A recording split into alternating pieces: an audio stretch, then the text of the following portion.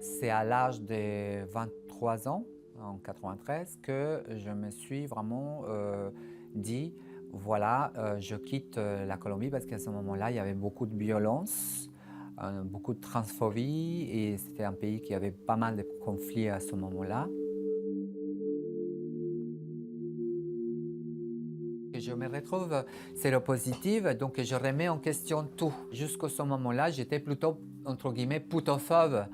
Et je me rends compte qu'en fin de compte, j'avais tort et que c'était un métier parce qu'il passait d'être une minorité stigmatisée à être quelqu'un qui prenait le pouvoir dans leur vie et dans la vie sociale et dans la vie économique. Et je trouvais ça génial en fait. Je me suis dit, bah, en fin de compte, c'est le moment de commencer à vivre dans la réalité.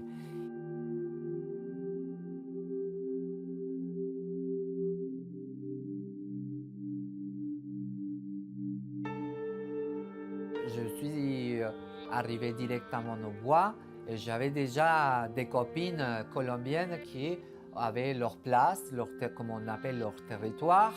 Et je faisais mes clients directement dans la forêt en fait. Après, j'ai commencé un peu à faire le travail du sexe par internet, donc à la maison, parce que ça me faisait aussi flipper. En fait, je travaillais toujours la nuit et il faut dire que c'est quand même assez dangereux. On s'est mis en tête de créer un nouveau projet parce que jusqu'au présent, on voyait que tous les projets soi-disant communautaires, en fin de compte, ils finissaient pour être portés par des experts, médecins ou autres, que vraiment les gens issus de la communauté.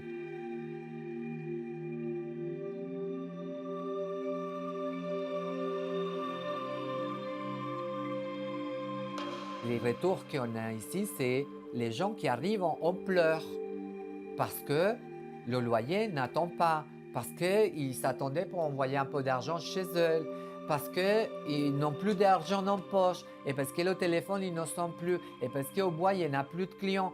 Ce n'est pas une loi qui va vraiment aider, c'est une loi qui va plutôt accompagner vers le suicide social, voire physique, ces personnes-là.